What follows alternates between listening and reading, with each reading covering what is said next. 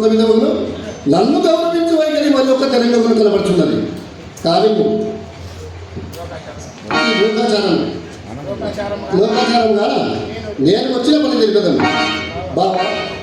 నేను వచ్చిన విశేషం ఏమన్నా కౌరవ పాండవులు ఎనకు కాలము చేరువయ్యే మాకు అవ్వారికి కూడా ఎప్పుడకు బంధు సముద్రుడ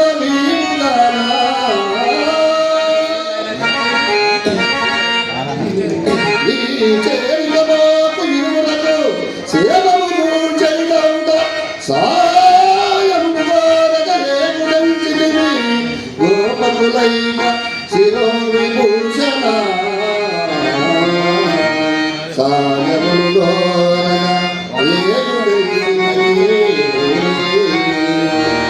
కావున యుద్ధముల సహాయపడాలని కోరుచున్నాను. కొడుకని జీవన, నీవు చెప్పినది మిగిలిన యుక్తియుక్తముగా ఉన్నది. సర్వ విధముల మీ ఇరువులకు సహాయం చేయగలవాడని. ఇక ముందు వెనుకల గురించి ఇదే కదా బాబా.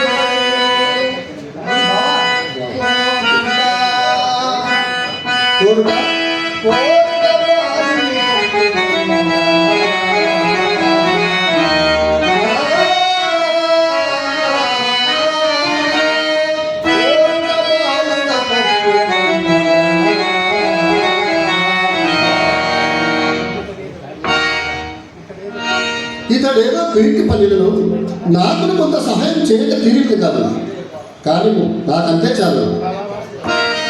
బావా వాసుదేవా, నీ ఇచ్చ వచ్చినట్టే కాదు. అభిప్రాయం బావా, సకల ధర్మ స్వరూపురవకు నీకు ఒరు చెప్పవలసేమను.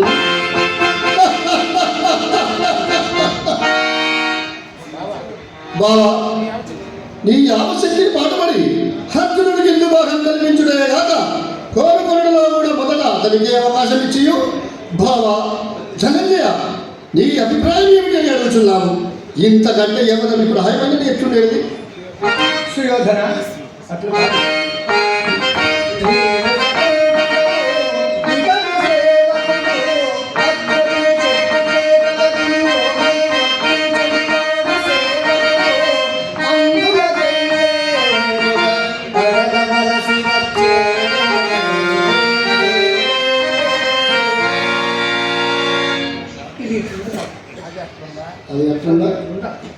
ఇప్పుడు ఇతను అడగకయే మనకు తోచినట్టు భాగములు ఏర్పరిచి కోరుకున్నాను.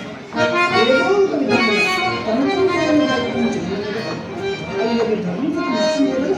వాసుదేవుడు బంధువులను వర్తించే అని అనవచ్చు కదా బాబా. అట్లేదా మీ తమ్మునికి ముమ్మాటికే చెప్పి చేసి తిని అని ప్రత్యుత్తరం ఇచ్చుటకు అవకాశం ఉంచుకున్నట్టుకై ఇట్లు చేయవలసి వచ్చినది. ముందుగా ప్రకృతి విచారణ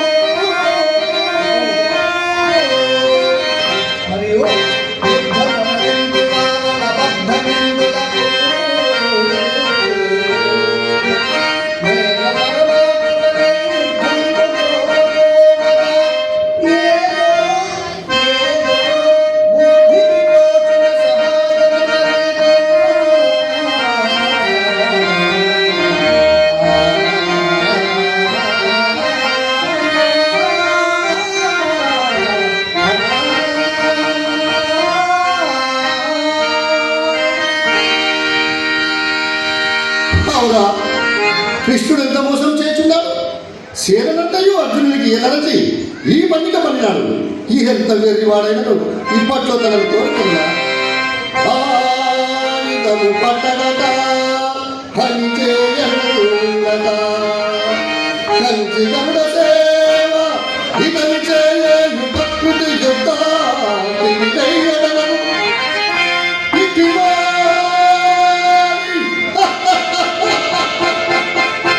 ఇట్టివాడి ఎవరు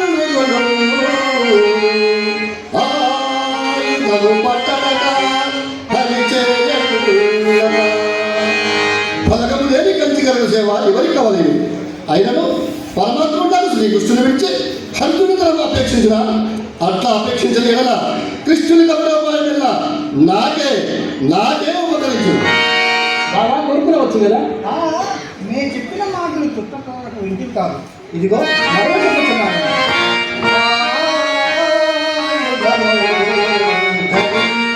ఇది యథార్థమే కదా బావా? ముమ్మాటికి యథార్థమే బావ.